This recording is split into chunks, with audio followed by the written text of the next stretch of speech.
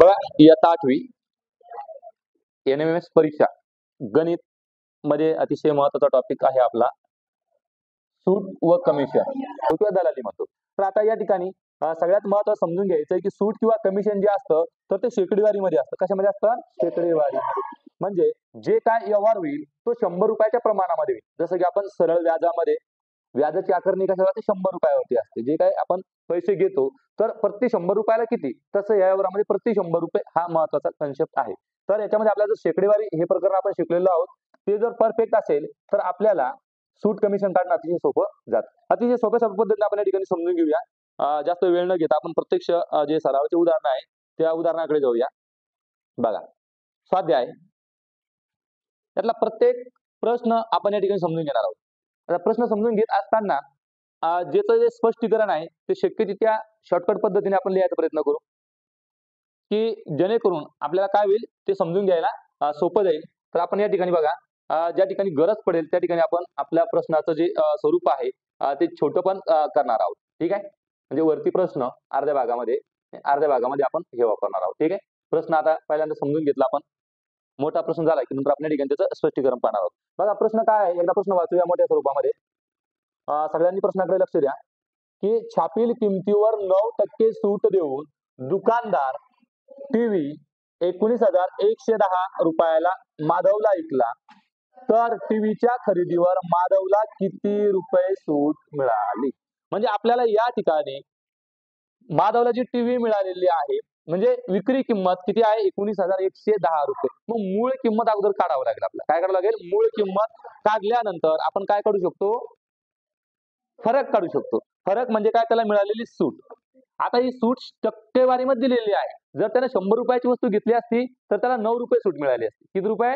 9 रुपये. पण त्याला जी वस्तू मिळालेली आहे म्हणजे 100 रुपयाची वस्तू त्याला किती रुपयात मिळाली असती?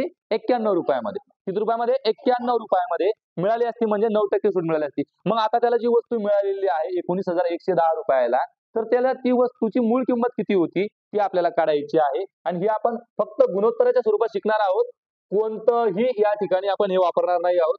कमीत कमी सूत्रांचा वापर. आपला येतो वैशिष्ट्य आहे की कमीत कमी सूत्रांचा वापर. फक्त गुणोत्तर या ठिकाणी. आणि या ठिकाणी गुणोत्तर कोणतं आहे? विक्री भागेला खरेदी. काय? विक्री भागेला खरेदी. या अगोदर सुद्धा आपण या प्रकारचे गणित सोडवलेले आहेत. मग विक्री भागेला खरेदी गुणोत्तर वापरत असताना बघा, पेनची साईज थोडी छोटी करूया. बघा, कोणतं गुणोत्तर वापरायचं आपल्याला? विक्री. विक्री म्हणजे काय? विक्री किंमत असते ती भागेला खरेदी किंमत. बस एवढ्या गुणोत्तरावरती आपण या प्रकरणामधले 80 ते 90% उदाहरणं सोडवणार आहोत. सूत्र कमीत कमी वापर, कारण सूत्र विसरून जातं बऱ्याचदा. सूत्र कसं काम करतं ते आपण समजून घेणार आहोत. बघा, प्रश्नामध्ये काय सांगितलं की छापील किमतीवर 9% सूट. 9%चा अर्थ काय होतो? बघा, 9%. बघा, आपण शिकलेले टक्के म्हणजे काय? छेदात 100. म्हणजे 9% म्हणजे छेदात 100. याचा अर्थ होतो की 9% सूट मिळाली म्हणजे 100 वरती 9% सूट मिळाली म्हणजे जर एखादी वस्तू 100 रुपयाची असेल, किती रुपयाची असेल? 100 रुपयाची, तर ती किती रुपयाला मिळेल? 91. करेक्ट. 100 मधून 9 वजा करा, 91 रुपयाला मिळेल. समजलं का? किती रुपयाला मिळेल? 91 रुपयाला. सोपं आहे. आता या ठिकाणी काय सांगितलेलं आहे? वस्तू किती रुपयाला मिळालेली आहे आपल्याला? 1900. किती? म्हणजे 19,110 रुपयाला वस्तू मिळालेली आहे. त्यावेळेस त्याची खरेदी किंमत आपल्याला काढायची आहे. त्यावेळेस त्याची खरेदी किंमत काय असेल? तर एक्स असेल असं म्हणू आपण. काय म्हणू? एक्स असेल. समजलं का? गुणोत्तर तयार झालं. त्याचं दुसरं समीकरण तयार झालं. काय तयार झालं? समीकरण. आता फक्त हे समीकरण सोडवू म्हणजे एक्स ची किंमत मिळवू. समीकरण सोडवणे म्हणजे काय? चलाची किंमत मिळवणे. एक्स ची किंमत मिळाली की आपल्याला खरेदी किंमत मिळेल. मग खरेदी किंमतीतून ही विक्री किंमत वजा केली की आपल्याला मिळालेली सूट मिळेल. 3 टप्प्यामध्ये उदाहरण सोडवायचं. पहिला टप्पा समजून घ्यायचं, दुसरा टप्पा मांडणी करायची, तिसरा टप्पा क्रिया करायचं, सोडवायचं, फायनल उत्तर करायचं. मग पहिला टप्पा पूर्ण झालेला आहे. काही अडचण कोणाला यामध्ये? ठीक आहे. मग आता याला समीकरण सोडवायचं. बघा, 100 या ठिकाणी भागाकारामध्ये, इकडे गुणाकारामध्ये येतील. 100 इथं भागाकारामध्ये, पुढे गुणाकारामध्ये येतील. पहिली पायरी सरळ सोप्या पद्धतीने आपण गुणाकार व्यस्त म्हणतो आपण त्याला. हे 100 इथं भागेला इकडे गुणाकारामध्ये येतील म्हणजे काय येणार आहे? 19,110 गुणेला 100 बरोबर हे एक तिथं भागेला आहे, सोबतच पुढे जाऊ दे ना, एका वेळी दोन क्रिया करूया. ठीक आहे, म्हणजे 91 गुणिले x. कळालं? आता 100 ने कोणत्याही संख्येला गुणणे म्हणजे तसं ठेवणे, पण शक्यतो समीकरण सोडवताना मी तुम्हाला सांगेल की गुणाकार आहे तसा ठेवा मोकळ्या स्वरूपामध्ये. म्हणजे आपल्याला पुढे जी काटाकाटी आपण ज्याला म्हणतो, काय म्हणतो, काटाकाटी, म्हणजे तिरपा गुणाकार तिरपा भागाकार करणं काय होतं, सोपं जातं. मग आता आपण काय करू, 91 इथं गुणिले आहे, मग इकडे गुणाकाराची क्रिया, इकडे काय होईल, भागाकार होईल. बघा, 19,110 गुणिले 100 भागेला 91 बरोबर 1. आता तुम्हाला जर 91चा पाढा तयार करायचा का, हो करायचा भागाकार करताना, पण त्याच्यापेक्षा जी सोपी पद्धत आहे का, तर आपला जर अभ्यास भरपूर असेल, सराव भरपूर असेल, पाढे चांगले पाठ असतील, तर बघायचं की 91 चे गुणाकार 13 7 91 आहे की नाही, किंवा 7 गुणिले 13 91, मग एखाद्या लावून पाहायची, काय हरकत आहे, पुढचं काम असतं आपलं. मग एक तर 13ची कसोटी दोन्ही ठिकाणी लावून पाहायची, म्हणजे याला तर 13 ने भाग जातो, वर त्याला जाऊ शकतो का, शक्यतो परीक्षेमधले गणित असेच असतात, भाग जाणारेच असतात. मग सहज आपण 13 ने लावून बघू कसोटी. 91 ला 13 ने भागल्यावर 7 येतं आपल्याला माहिती आहे, मग या संख्येला 13 ने भागून बघू, म्हणजे लघुरूप तयार होईल त्याचं. बघा, 13 1 13, भाग देऊन पाहू, काय हरकत आहे.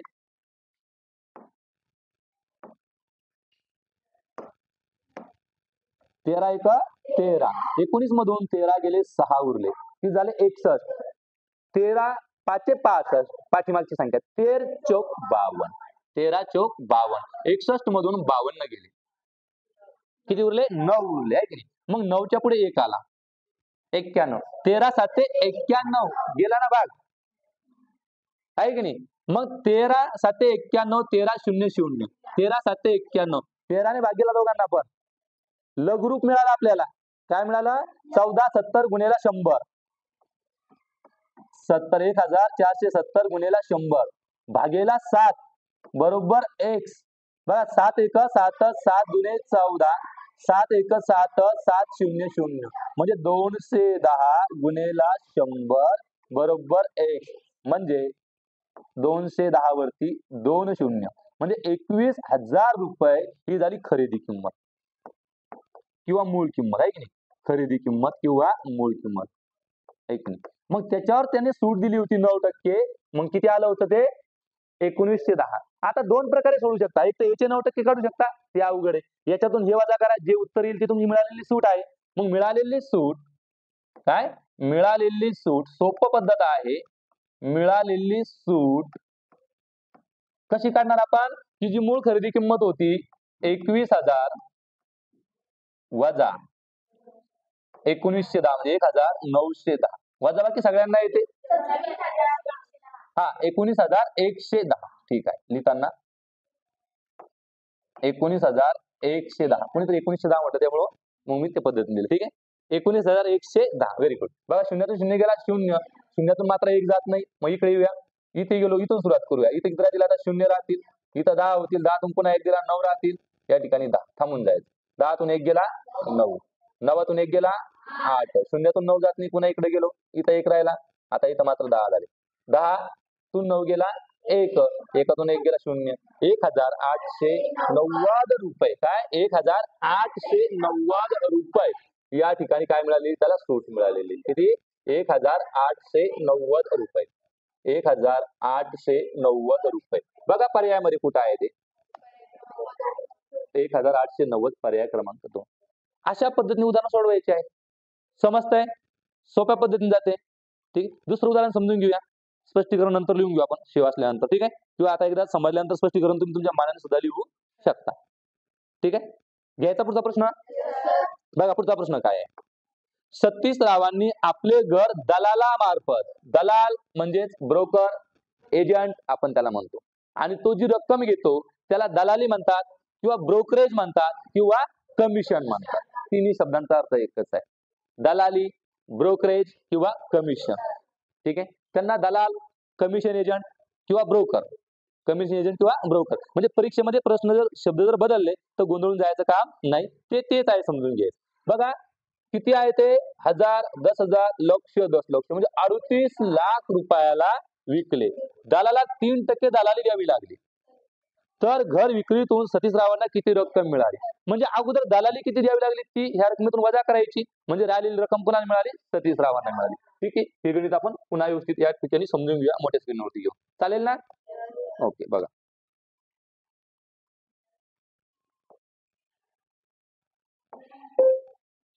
ठीक आहे, पुढची स्क्रीन घेऊया.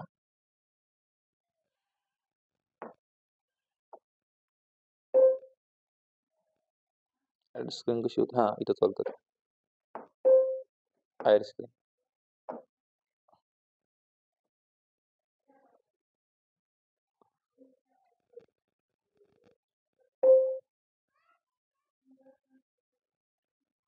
ओके, म्हणजे ते शिवरात आपल्याकडे नंतर लिहू. बघा आता सतीश रावने आपले दलाला मार्फत विकले किती? 38 लाख रुपयाला. मग 38 लाख रुपयाला विकले बघा, 38,00,000 किती टक्के दलाल दिली? 38 लाखाचे 38 लाखाचे किती टक्के काढायचे? 3%. याचा शाब्दिक अर्थ करायचा. आता गणितीय चिन्हाचा उपयोग करून लिहायचं. कसा चिन्हाचा उपयोग करून लिहितात? चे म्हणजे गुणेला, टक्के म्हणजे छेदात 100. सिंपल आहे बघा. 38 लाख गुणेला 3 100. तिरपा भागाकार बघा, 1 2 1 2. काय शिल्लक राहिलं? 38,000 गुणेला 3. गुणाकार करूया. 3 0 0 3 0 0 3 0 0. 3 8 24, 4 2, 3 त्रिक 9, 9 आणि 2 11. म्हणजे नुसती दलाली ही किती मिळाली? 1,14,000. 1,14,000 ही काय मिळाली मित्रांनो? दलाली मिळाली. मग आता दलाली विक्री किमतीतून वजा करू, म्हणजे कारण दलाली त्याला देऊन टाकायची, तेवढे पैसे त्याला कमी भेटणार आहे. कोणाला? गणपतरावांना, सॉरी सतीशरावांना. कोणाला? सतीशरावांना. काय फरक पडतो काही जर नाव, ठीक आहे, अंक चुकायला नको. मग आता याच्यातून वजा करायची, किती मधून? 38 लाख बघा, 38 लाख 0 0 हजार 0 0 शे 0 0 दशक असा अर्थ आहे की वजा किती? 1 लाख 38 लाख म्हणजे आता 1 लाख किती? 14,000 0 0 फॉर्म आहे ना. आता वजाबाकी करताना 3 0 1 2 3 इथं मात्र 0 आहे, इकडे जाऊया, इथं 7 राहतील, इथं 10 10तून पुन्हा 1 तिकडे द्यायचा म्हणजे इथं 9 राहतील आणि इथं 10. बस पुढे करायचं नाही तर बऱ्याचदा काय होतं बघा, वजाबाकी करताना आपण सगळे शून्य आले सगळे टाकत जातो आपण इथपर्यंत. सवय लागलेली ती बऱ्याचदा शून्य आले की 9 9 आणि शेवटी 0. पण इकडे काही घ्यायची गरज नाही, इथपर्यंत आपल्याला आजचा पाहिजे, तिकडे आजच्याची गरज नाही. म्हणजे 9 वजा 4 उत्तर आले 6, सॉरी 10 वजा 4 उत्तर आले 6, 9 नाही 10 वजा 4, पुन्हा करेक्ट करतोय, 10 वजा 4 उत्तर आले 6. आता पुढे बघा, 9 वजा 1 9 वजा 1 उत्तर येते 8 बघा, 7 वजा 1 उत्तर येते 6 आणि 3 जशास तसे. म्हणजे 36,86,000 रुपये त्यांना मिळणार आहेत. 36,86,000 बघा, याच्यामध्ये 36,86,000 पर्याय क्रमांक 3 मध्ये उत्तर आहे. दाखवतो बघा, 36,86,000 रुपये त्यांना मिळणार आहेत. जरी घर 38 लाखाला विकलं तरी 36,86,000. 1,14,000 कोणाला जाणार आहे? दलालाला जाणार. म्हणजे 86 मध्ये 14 मिळवले 37 लाख झाले आणि ते 1 लाख पुन्हा मिळवले की 38 लाख झाले. वजाबाकी अशा पद्धतीने काळ आपण आपला करता आला पाहिजे. समजतंय? सोपा आहे, काहीही अवघड नाही. ठीक आहे, फक्त आपल्याला कुठलं सूत्र वापरलं आतापर्यंत आपण एकदा पण नाही, ते सूत्र न वापरून सुद्धा आपण गणित सोडवू शकतो. आता पुढचं गणित आपल्याला घ्यायचं आहे. तर पुढचं गणित आपण 3 नंबरचं गणित आहे.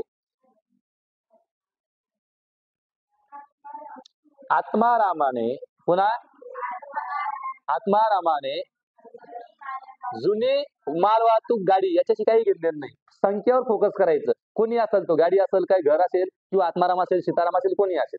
ठीक आहे, सगळ्यात महत्वाचं गाडी दलाला मार्फत, दलाल शब्द महत्वाचा आहे. कोणता? दलाल. किती रुपयाला विकली? 10,50,000 रुपयाला खरेदी केली, विकली नाही सॉरी, खरेदी केली. कमिशन म्हणून त्याला 2.5% रक्कम देण्याचे ठरले. ती गाडी किती रुपयाची मिळाली? बघा, अगोदर विक्री केली होती, मग कमिशन देऊन विकली होती, म्हणजे कमिशन त्याच्यातून वजा केलं होतं. आता मी गाडी घेतोय, मला सांगितलं की बाबा मी तुम्हाला ही गाडी 1 लाखामध्ये घेऊन देतो, पण मला 2% कमिशन लागल. मी म्हणलं ठीक आहे, तू घेऊन ये गाडी 1 लाखामध्ये. ती गाडीची किंमत तू जास्त सांगत असेल तर 2 लाख 1 लाखात घेऊन ये, मी तुला 2% कमिशन देईल. मग 1 लाखात व्यवहार झाला. मग 1 लाखात 2% म्हणजे किती? 100चे 2% म्हणजे 2 रुपये, 1000चे 2% म्हणजे 20 रुपये. एक एक शून्य वाढत चालायचा.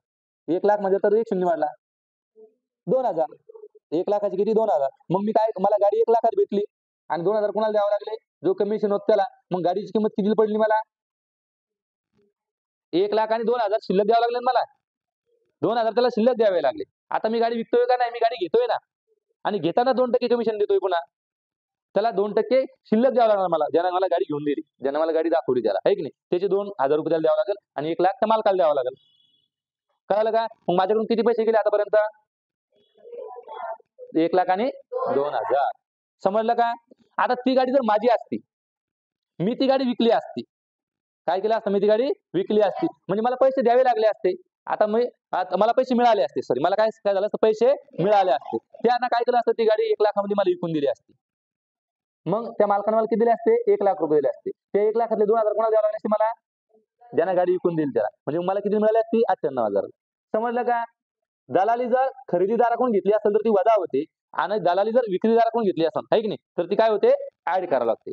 मग आता आपल्याला काय करायचं आहे, 10,50,000ची गाडी घेतली, 2.5% कमिशन म्हणजे काय, किती ते काढून घ्यायचं आहे. 2.5% कमिशन म्हणजे किती ते काढून घेऊया. बघा बघा आता,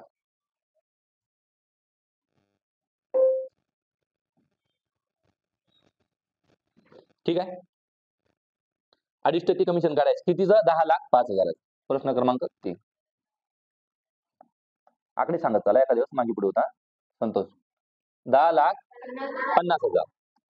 10,50,000चे किती टक्के, 2.5%. बघा, याला सांकेतिक भाषेतले गणिती चिन्हांचा वापर करून 10,50,000 गुणेला 5/100. बघा, 1 2 1 2 किती राहिलं शिल्लक, 10,500. 10,500 गुणेला 2.5. आता गुणाकार करायचा आहे. 2.5 याला सध्या काय समजायचं, फक्त 25च समजायचं. म्हटलं या मांडणीत करा, तिथे जर गोंधळ होत असेल तर शक्यतो आडव्या मांडणीत करायची सवय लावा. 10,500 गुणेला 25.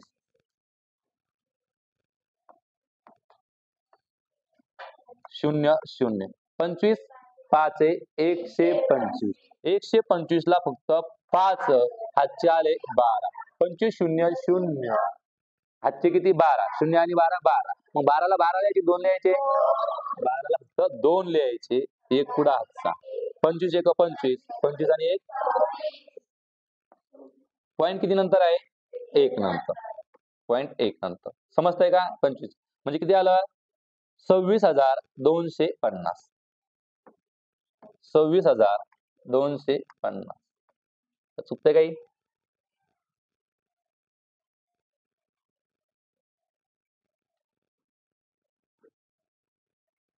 ठीक आहे. 10,50,000 करेक्ट. 2% कमिशन, 2% कमिशन घेतलं, छेदात 100. ओके. त्यानंतर किती आलं, 26,250. हा, त्यातून वजा करायचं. कशामधून, 10,50,000 ठीक आहे. 10,50,000 मधून जी दलाली ती काय करायची, वजा करायची. म्हणजे वजा करायची, काय करायची, 10,50,000 ही झाली गाडीची खरेदी किंमत, आहे की नाही. गाडीची किंमत. आता लक्ष द्या इकडं, पहिल्यांदा वजा केली ती, कारण ते पैसे देणं होते. आता ही किंमत त्याने मालकाला दिली समोरच्या, आणि 26,250 कोणाला दिले, जो दलाल होता त्या दलालाला दिले. 26,250 ही काय झाली, दलाली झाली. काय झाली, दलाली. मग दलाली ऍड होते, अशा वेळेस काय होते, अधिक होते. मी तुम्हाला समजून सांगितलं ना, गाडीची किंमत द्यायची पण दलाली पण द्यायची आहे. मग याची बेरीज करा. 0 5 2 6 7 0 1 10,76,250. पर्याय नंबर 1. पर्याय क्रमांक 1 किती, 10 लाख.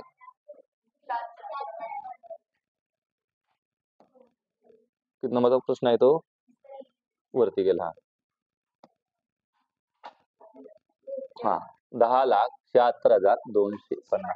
इथे लक्षात, सोपा आहे, फक्त टक्केवारीची मांडणी करणं आणि शांत डोक्यानं व्यावहारिक रित्या आपल्याला गणित ते समजलं पाहिजे. ठीक आहे, चला पुढचा प्रश्न घेऊ आपण. एका टेबलाची छापील किंमत 7,350 आहे.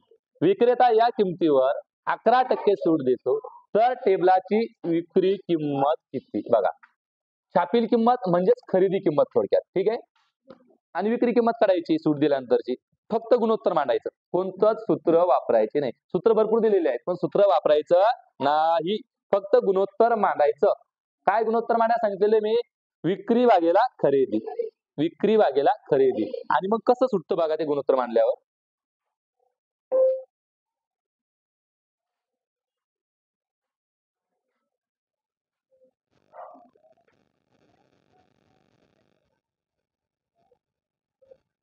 प्रश्न क्रमांक किती आता? 4.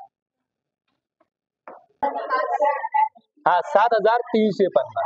7,350 म्हणजे खरेदी किंमत थोडक्यात, आहे की नाही, मूळ किंमत. आता काय करायचं आहे? विक्री किंमत किती? मग विक्री किंमत माहित नाही, एक्स. याची तुलना कोणासोबत करायची आहे? 11% सूट देतो. किती टक्के सूट देतो? 11% सूट. मग याचा अर्थ होतो 100 रुपये जर किंमत असेल तर त्याच्यात 11% सूट, म्हणजे 100 रुपयावरती 11% सूट देतो. म्हणून असं लिहायचं का? नाही. आता खरेदी किंमत 100 रुपये आहे, मग विक्री किंमत किती होईल? 100 वजा 11. किती टक्के? 89%. म्हणजे 100 रुपयावरती 89. मग जर खरेदी किंमत 100 रुपये मांडली तर विक्री किंमत किती? 89. हे एवढं समजणं गरजेचं आहे की 89 कसे आले. हे बऱ्याच जणांना कळत नाही, मग पुढे गणिताचा बट्ट्याबोळ होऊन जातो. संतोष, कळू लागलं का? 89 कुठून आले कळाले? हा, म्हणजे 100 रुपयाचं खरेदी किंमत असेल, 11% सूट म्हणजे 100 रुपयावरती 11% सूट. मग 100 रुपये किंमत असेल तर विक्री किंमत किती होणार आहे? 89 रुपये होईल. मग याचा आधार घेऊन जर 7,350 खरेदी किंमत असेल तर विक्री किंमत आपण काढू शकतो, कारण हे गुणोत्तर स्थिर असतं. प्रत्येक वेळेस मी सांगितलं तुम्हाला, विक्री भागेला खरेदी. मग हे गुणोत्तर सारखे असतात, आपण त्यांची तुलना करू शकतो आणि तुलना करून समीकरण सोडवू शकतो. मग आता समीकरण तयार झालंय, मग आता या ठिकाणी हे भागेला आहे, पुढे काय होतील? गुणिले जातील. बघा, म्हणजे एक्स बरोबर 89 गुणेला 50 भागेला 100. आता इथे काही जास्त काटाकाटी होत नाही, फक्त काय होते? शून्य काटला, शून्य काटला. मग खालचा जर शून्य काढायचा तर वरती पॉईंट येतो, किंवा एखाद्या संख्येला 10 ने भागितलं म्हणजे 1 नंतर पॉईंट येतो त्याच्यामध्ये. म्हणजे हा शून्य काटला आणि इथं पॉईंट घेतला. कळालं का? हा, मग आता सोडवायचं. 735 गुणेला 89. गुणाकार करा आडव्या पद्धती डायरेक्ट. 735 गुणेला 89. 9 5 45, हातचे आले 4, 9 त्रिक 27, 27 आणि 4 31, हातचे आले 3, 9 7 63 आणि 3. एक संख्या संपली म्हणून 0. 8 5 40, हातचे आले 4, 8 त्रिक 24, 24 आणि 4 हातचे आले 2, 56 आणि 2 यांची बेरीज करूया. 5 1 8 आणि 7 14, चला 1, 8 आणि 7 15, 15 ला 5, चला 1. पॉईंट किती नंतर? 1 नंतर. 6,541.50. 5 किंवा 50 पुढे पॉईंट दिसतो आपण, काय हरकत नाही. 6,541.5. हे काय आहे? तुमची विक्रीची किंमत असणार. विचारलेलं काय प्रश्नामध्ये? तर विक्रीची, टेबलची विक्री किंमत किती? पर्याय क्रमांक 4. 6,500. बघा किती सारखे सारखे कन्फ्युजन पर्याय दिलेले त्यांनी. उत्तर काढून सुद्धा आपण गोंधळ, बरोबर आहे की नाही? 6,541.5. पर्याय क्रमांक 4. कसं सोडवलं समजलं सगळं सविस्तर? काही अवघड आहे का? नाही. तुम्ही सगळे प्रश्न सोडवसाल तरी सुद्धा एकही सूत्र तुम्हाला या ठिकाणी वापरायची गरज पडणार नाही. ठीक आहे, आता पुढचा एक 5वा प्रश्न घेऊ आपण, आज थांबू. ठीक आहे, वेळ होतोय. 5वा प्रश्न घेऊ. पुढचे उदाहरण तुम्ही सोडू शकता या पद्धतीने. ठीक आहे, पुन्हा पुढच्या रविवारी येऊ देणार नाही तुम्हाला.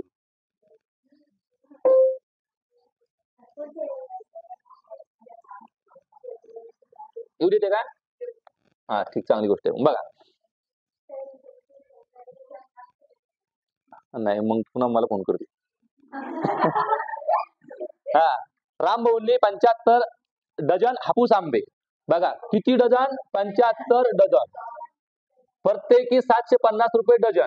याप्रमाणे खरेदी आडत्यामार्फत. बघा आडत्या शब्द आला. आडत्या म्हणजे तोच दलाल, ब्रोकर, कमिशन एजंट, या सगळ्यांचं काम एकच नाव आहे आणि एकच काम आहे आडते. विकले मग विकून देणाऱ्याला पैसे द्यावे लागतात आपल्याला. अगोदर नंबर 1 उदाहरण सोडून होतं, घरी विकून दिलं होतं त्याच्याबद्दल त्याला पैसे दिले होते. घेऊन दिला त्याच्याबद्दल पैसे द्यावे लागतात. विकले, आडत्याला किती टक्के दिला, 2.5% आडत दिली. हा, तर रामभाऊंना किती रक्कम मिळाली, तर आधी आंब्यांची किंमत काढावं लागेल. आंबे किती रुपयाचे विकले ते काढावं लागेल. मग आंबे किती रुपयाचे विकले हे जर आपल्याला काढायचं असेल, बघा तर आपल्याला किती आंबे आहेत, 5 नंबर किती आंबे आहेत, 75 डझन आंबे. 1 डझन आंब्याची किंमत किती, 750, म्हणजे 750 गुणेला 75. बघा आता इथं मी गुणाकार करत बसणार, तुम्ही जर स्मार्ट असाल तर 75 गुणिले 75, म्हणजे एका स्थानी 5 असल्याचा वर्ग सोपा असतो. काय तर उत्तर बघा या ठिकाणी 25 पुढे एक शून्य तसा देऊन दिला, 7 7 8 56. हा 56 25 0. जर हे नाही आठवलं तर मग थांबायचं का नाही, डायरेक्ट बघा 5 0 0, 5 5 25, 7 आले 2, 5 7 35 आणि 2 37, 7 0 0, 7 5 35, 7 7 49, 49 आणि 3 52, 0 5 7 5 12, 4 1 3 आणि 3 6. आलं तेच उत्तर. स्मार्ट पद्धतीने तुम्ही सोडू शकता. म्हणजेच आंब्यांची किंमत किती आहे, 250. याचे किती टक्के काढायचे, 2.5%. बघा 56,250 चे 2.5%. बघा म्हणजे 56,250 गुणेला 2.5 भागेला 0 काटला 0 काटला. ठीक आहे, नाही 0 0 नाही. आता जर हा 0 कापायचा असेल तर हा पॉईंट इकडे आणावा लागेल किंवा इथं पॉईंट द्यावा लागेल. ठीक आहे, कारण छेदातल्या 0 कट करता वरती अंशामध्ये पॉईंट द्यावा. आता काय राहिलं, 562.5 गुणिले 2.5, म्हणजेच आपण असं करूया बघा, गुणेला 25, 25 5 125, आजचे आले 12, 25 दुने 50, 50 आणि 12 62, 62 ला 2, आजचे आले 6, 25 सक 150, 150 आणि 6, आजचे आले 15, 25 5 125, 125 आणि 15 30 आणि 40, 140. आता पॉईंट किती नंतर, 2 नंतर, म्हणजे 1406.25. एवढे पैसे कमी भेटतील त्याला, दलाल द्यावं लागेल. अजून करायचं बाकी आहे ना, उत्तर आलं नाही. वजा कशातून, या किमतीतून. हा आता खरंच गडबड झाली. बघा 56,250 वजा 1406.25, मग वरती पण .00. हे करायला विसरायचं नाही. आता या ठिकाणी सुटा केला, इथं काहीच नव्हता, इकडे गेलो, इथं 4 10 झाले, 10 दून पुन्हा 1 दिला 9 राहिले, त्या ठिकाणी 10 झाले, पुन्हा 1 दिला 9 राहिले 10, 10 तून 5 गेले 5,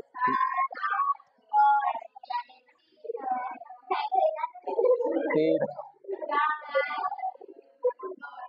2 4 जात, मग इथं 12, 12 तून 4 गेले 8, 5 तून 1 गेला 4, 54,843,